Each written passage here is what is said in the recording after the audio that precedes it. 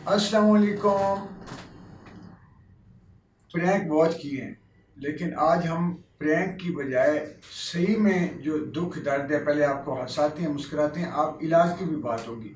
कमर दर्द ऐसा मसला है, गर्दन का, जोड़ों के दर्द, घुटना, ये हर तीसरे आदमी को, और जो मेरी उम्र में पहुंचते हैं उनको बहुत ज़्यादा हो जाती है।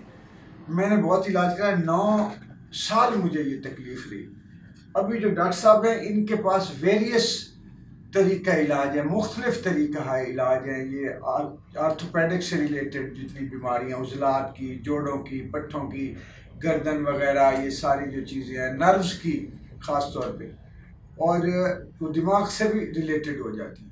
और ये जो रीढ़ की हड्डी है उसके ये एक्सपर्ट हैं कि कैसे उनको हम। अब ये कायरोपेंटर क्या होता है डॉक्टर साहब? कायरोप्रैक्टर यानी कि जिसमें आपके अगर मोरे अगर लॉक हो जाते हैं तो उसको अनलॉक अनलॉक करते हैं, गर्दन को भी अनलॉक कर देते हैं। ये अभी पाकिस्तान में इनका बड़ा नाम है डॉक्टर साहब का, तो मैं इनके ज़ेरे इलाज हूँ, बहुत मुझे फाका हुआ है। तो इनकी हम मुख्तलिफ वीडियोस पेश करेंगे जिनमें ये तमाम एक एक करके हम बताएंगे बीमारियों का इलाज कैसे, और इसके बाद आपको इनका नंबर भी हम देंगे ताकि कोई अगर लाहौर में या जहाँ से भी कोई आना चाहता है इनके पास आए और अपना इलाज करवाए, बगैर ऑपरेशन के ठीक करवाए। ये बुनियादी बात। बिल्कुल है। डॉक्टर साहब आप थोड़ा सा बताएं। अच्छा, सबसे पहले तो मैं अपने नाज़रीन को ये बताना चाहूँगा कि बेसिकली फ़िज़ियोथेरेपी में बहुत से, जैसे कि शाह साहब ने भी बताया कि ऑर्थोपेडिक से रिलेटेड जैसे हड्डियों और पट्ठों के अमराज हैं। हड्डियों और पट्ठों में अमराज में अगर हम आम अल्फाज में बात करें तो उसमें गर्दन दर्द आ जाता है, कंधे का दर्द है, फिर बाज़ ख़वातीन और मर्द हज़रात को कोहनी का दर्द रहता है, फिर इसी तरह कलाई का दर्द है। कलाई के बाद हम गर्दन के बाद अगर नीचे वाले अज़ा पे बात करें तो उसमें जिस तरह शाह साहब को था, कमर का दर्द होता है। बाज़ ख़वातीन को और मर्द हज़रात को कमर का दर्द जो है वो टांग में जाना शुरू हो जाता है। इसी तरह अगर हम आगे बात करें तो उसमें हिप का दर्द है, इसी तरह घुटने का दर्द है। घुटने के बाद आपका जो टखना है उनके जो दर्द हैं उनके मसाइल आना शुरू हो जाते हैं।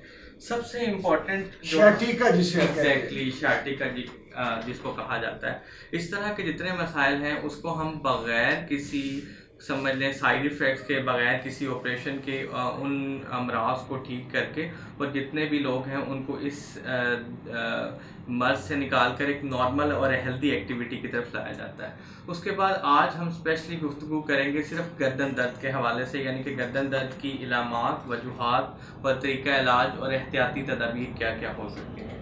सबसे इम्पॉर्टेंट आज जो हम बात करते हैं उसमें अगर हम आजकल के लोगों की बात करें, मर्द और ख़वातीन को गर्दन दर्द समझने के हर दूसरे तीसरे घर में तमाम लोगों को इस तरह के दर्द का सामना करना पड़ता है। इलामात ये होती हैं, बाज़ लोगों को गर्दन का दर्द सर में जाना शुरू कर देता है। ख़वातीन कंप्लेन करती हैं कि डॉक्टर साहब हम बाज़ का अगर रात को सोते हैं, सुबह उठते हैं, मेडिसिन खा लेते हैं तो सर का दर्द हमारा नहीं जाता। वो वजह भी आपकी गर्दन की वजह से जो दर्द है वो सर में जाता है। इसी तरह बाज़ लोगों को चक्कर आना शुरू हो जाते हैं और वो चक्करों की दवाई खा रहे होते हैं। बेसिकली जो मसला होता है गर्दन की वजह से जो चक्कर आ रहे होते हैं वो नहीं ठीक हो पाता। इसी तरह बाज़ ख़वातीन और मर्द हज़रात को गर्दन का दर्द बाजुओं में जाना शुरू हो जाता है, कंधों में आ जाता है। अगर खुदा न खास्ता वो बाएं बाजू में जाना शुरू हो जाए तो उनको लगता है कि खुदा न खास्ता कहीं दिल का मसला ना हो। तो अगर आपको इस तरह के किसी भी मर्ज का सामना है तो आप हमें विजिट कर सकते हैं और आपको बगैर किसी साइड इफ़ेक्ट और कम से कम मेडिसिन से इन तमाम दर्दों से जो है वो निजात दी जा सकती है। सबसे इम्पॉर्टेंट ये होता है कि अगर आपके, जैसे कि अभी बताया कि कायरोप्रैक्टर, यानी कि अगर आपके मोरे लॉक हो जाते हैं, उसमें आपकी खून की नालियाँ की नसें आ जाती हैं, तो यहाँ से खून की नालियाँ होती हैं जिसने आपकी बाजुओं में सप्लाई करना होता है। जैसे मैंने अभी बताया कि वो अगर दर्द आपके बाएं बाजू में जाए तो ऐसा लगता है जैसे खुदा न खास्ता कोई दिल का मसला ना हो। तो जब हम उनकी गर्दन को ट्रीट करते हैं तो आपकी जितनी भी ये सारी दर्दें हैं वो बिल्कुल ठीक हो जाती हैं। अब हम आपको बताएंगे कि इसमें जो तरीका इलाज है वो किस तरह किया जा सकता है। हाय हाय यार, मैं बहुत ठीक हूँ डॉक्टर साहब। नहीं, इंशाल्लाह ताला आप बिल्कुल ठीक ठाक फिट फाट हो जाएंगे। जी पहले इस पे तो गर्दन पे बोल्ट तो नहीं ना? नहीं नहीं नहीं, कोई ऐसा मसला आपकी गर्दन नहीं नहीं, मेरी गर्दन पे आप बिल्कुल ले गरम। नीचे डॉक्टर साहब ने पैर ये बिछा दिए हैं। बेसिकली नाज़रीन, ये बेसिकली स्टीम थेरेपी है जिसकी पूरी दुनिया में इस वक्त जो चलती है स्टीम थेरेपी, जिसके आपके जिस्म पर, आपके जिस्मानी अज़ा पर किसी किस्म के कोई साइड इफ़ेक्ट्स, किसी किस्म की कोई कॉम्प्लिकेशंस का सामना नहीं आपको करना पड़ता। अब हम इनकी आहिस्ता से एक्सरसाइज और फिजियोथेरेपी से इनके जिस्म के जितने भी आज़ा हैं, पट्ठों में खिंचाव है और जोड़ों को, उसको मैनुअल थेरेपी हैंड के ज़रिए रिलैक्स करेंगे। उसके बाद फिर हम आपको बताएंगे कि इसकी कौन कौन सी एहतियाती तदाबीर हैं, वो करके और आप इन दर्दों से जो है वो निजात हासिल कर सकते हैं। अलामा साहब, ज़्यादा लगे तो आपने मुझे बता देना, आपको लगे कि बर्दाश्त नहीं हो रहा, मज़ा आ रहा है। और जब आपको लगता है कि आपको इस तरह की जो दर्दें हैं उनसे निजात मिलती है तो आप अपनी ज़िंदगी में बड़ा हैप्पी और खुश महसूस करते हैं। देखिए डॉक्टर साहब, बात यह है कि लोग ना गैर साइंसी तरीकों से इलाज करते हैं तो उससे काम खराब हो जाता है, और ऑपरेशन करवाना भी हल तो नहीं है ना। बिल्कुल ऐसे ही मैं हमेशा एक बात करता हूँ कि जब तक हम इस तरह की दर्दों को जड़ से यानी कि बाय रूट कॉज ठीक नहीं करते, ये मसाइल वो हैं जो ठीक नहीं होते। मेरे पास लोग 10-10 या 20-20 साल से इस तरह के दर्दों में, गर्दन दर्द की वजह से अगर चक्कर आ रहे हैं या सर में दर्द रहता है या बाजुओं में दर्द रहता है या बाज़ ख़वातीन को हाथ सुन्न हो जाते हैं, तो ये वो मसाइल हैं जब तक हम उनको गर्दन से यानी कि उनकी रूट का जड़ से ठीक नहीं करते वो ठीक नहीं होते। अलामा साहब, ज़्यादा तो नहीं महसूस हो रहा? मज़ा आ रहा है।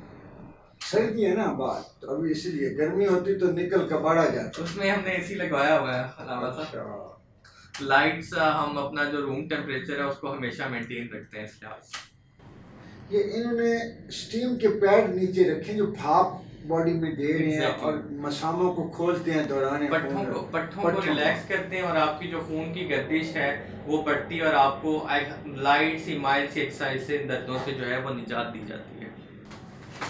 दोनों टांगे अलामा साहब फोल्ड करें। अगर आपको खुदा ना खास्ता कमर दर्द है तो आप ये लाइट सी एक्सरसाइज घर में कर सकते हैं। इसको दोनों हाथ से पकड़ें, इस टांग को नीचे ले जाएं और 10 सेकंड के लिए होल्ड करके रखना है और फिर छोड़ देना है, बिल्कुल छोड़ दें। 5 दफ़ा आप इसकी करें और 5 दफ़ा इसकी।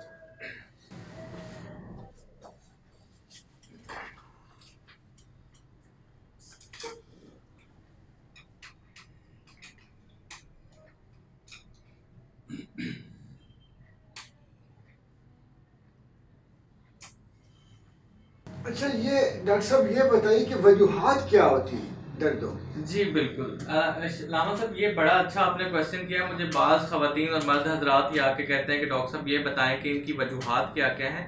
इसकी बहुत सारी वजूहात हैं। बाज़ लोग जो टीवी ज़्यादा यूज़ करते हैं, मतलब रात के वक्त 2-2 तकिए लेके सोते हैं, उसकी वजह से गर्दन जो है वो इस पोजीशन में रहती है जिसकी वजह से आपका जो नॉर्मल कर्व अल्लाह ताला ने रखा है गर्दन का वो बिल्कुल सीधा हो जाता है और उसकी वजह से आपकी जो खून की नालियां हैं या नसें हैं जिसने आपके दिमाग को या बाजू में सप्लाई देनी होती है, वो जब एक लंबे अरसे तक किसी पोस्चर में रहती है तो उसकी वजह से आपको ये इस तरह की जो अलामात हैं उनका सामना करना पड़ जाता है। जैसे मैंने बताया, हाथों में सुनपन रहता है, चक्कर आते हैं, बाजुओं में दर्द रहता है या बाजुओं में शदीद दर्द जाना शुरू हो जाता है, या बाज़ लोग जो ख़वातीन कपड़े ज़्यादा निचोड़ती हैं या ज़्यादा वज़न उठा लेती हैं, या बाज़ लोग जो खुदा ना खास्ता गिर जाते हैं, या इस तरह के जो मसाइल हैं उनको उसकी वजह से आपको गर्दन दर्द या इसकी मसाइल का सामना करना पड़ता है। और आजकल की यंग जनरेशन की बात करें तो आपको पता है कि आजकल मल्टीमीडिया का दौर है। आजकल जो है लॉकडाउन की वजह से सारे बच्चे भी घर हैं और आपने ऑनलाइन क्लासेस लेनी है, सेल फोन लैपटॉप पे बैठे रहने की वजह से गर्दन को जब झुका के एक ही पोस्चर में बैठे रहते हैं तो बहुत सी कॉम्प्लिकेशंस हैं जो आपके जो गर्दन दर्द है इसकी दर्द की वजह और इसका मौजब बन सकती हैं। तो मैं हमेशा ये बात करता हूँ कि अगर आपको इस तरह की किसी भी दर्द का सामना है और वो सालों सालों से है तो खुदारा आप इस तरह की कोई मेडिसिन इस्तेमाल ना करें जिसकी वजह से अगर आपको साइड इफ़ेक्ट्स का सामना करना पड़ता है। बाज़ लोग मेरे पास आते हैं कि डॉक्टर साहब हमें गर्दन दर्द थी, हमने इतनी दवाइयाँ इस्तेमाल की हैं कि उसकी वजह से हमारे मैदे का मसला रहना शुरू हो गया, हम खाना खाते हैं तो हमारा स्टमक बहुत ज़्यादा अपसेट होता है, उसकी वजह से कॉम्प्लिकेशंस बढ़ती जा रही हैं, कम नहीं हो रही।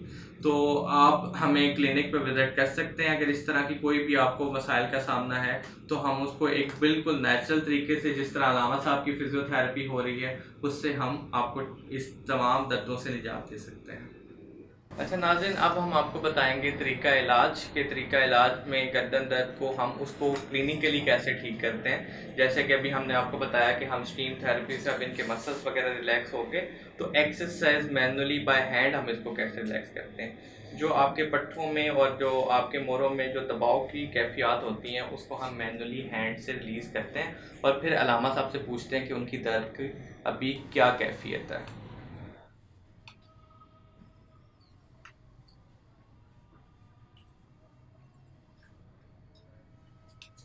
इसी तरह की जो गर्दन के मोरे हैं इसको हम हैंड से मैनुअली, और आपको पता है हाथ के इस्तेमाल करने से आपके जो पट्ठों में टेक्निक्स हैं उसके किसी किस्म के कोई साइड इफ़ेक्ट्स नहीं है। लोगों को बड़े गलत इसके बारे में कॉन्सेप्ट्स हैं जी, शुआएँ देते हैं, ऐसा कोई जो है वो सिलसिला in the case of physical therapy exercise में नहीं होता। एक्सरसाइज से हम हैंड से बड़ी माइल्ड एक्सरसाइज करवा कर आपको इन तमाम दर्दों से जो है वो निजात दी जाती है। अभी अलामा साहब महसूस कर सकते हैं कि इनको जो है वो कितना मज़ा और कितना सुरूर आ रहा है एक्सरसाइज से, क्योंकि इनकी तमाम जो दर्दें हैं वो काफ़ी हद तक अब ख़त्म हो चुकी हैं। जी अलामा साहब, आप मुझे बताएं। जी बिल्कुल सही है, ये गर्दन बहुत यहाँ पट्टे अकड़ गए थे, मूवमेंट इसकी। अब आप सलाम फेरें, पूरा दाईं तरफ देखें। अब आप खुद देख सकते हैं नाज़रीन, रहमतुल्लाह, और आप खुद देख सकते हैं कि अलामा साहब की गर्दन काफ़ी हद तक जो है वो मुकम्मल एक पूरी रेंज में जा चुकी है। पहले तो सरिया आ गया सी, तो सरिया काट देता अलामा साहब, यानी गरूर से नहीं, तकलीफ से। उसके बाद नाज़रीन हम अब बात करते हैं एहतियाती तदाबीर की। आप कौन कौन सी ऐसी एहतियाती तदाबीर इस्तेमाल करके अपने आप को इन तमाम दर्दों से एक हेल्दी और सेफ जोन में रख सकते हैं। जैसे कि मैंने बताया कि बाद लोग ऊंचा तकिया लेते हैं। अगर आपको ऊंचा तकिया लेने की आदत है तो कोशिश करें कि तकिया आप इतना लें कि आपके कंधे तकिए के ऊपर आएँ, गर्दन को झुका के ना बैठें, कोई ज़्यादा वज़न ना उठाएँ। और खाने के हवाले से अगर आपको खुदा न खास्ता शुगर है या ब्लड प्रेशर है या इस तरह के मसाइल हैं तो ब्लड प्रेशर और शुगर कंट्रोल रखें, और चावल और बड़ा गोश्त इस तरह की चीज़ों से अवॉइड करें, ताकि अगर वो यूरिक एसिड अगर आप खाते हैं वो हाई होता है, जिसकी वजह से पट्ठों में खिंचाव आता है और आपकी दर्दें बढ़ जाती हैं। बाकी हम जो अगले मसाइल हैं उनको नेक्स्ट वीडियो में डिस्कस करेंगे। अब तक के लिए अल्लाह हाफ़िज़।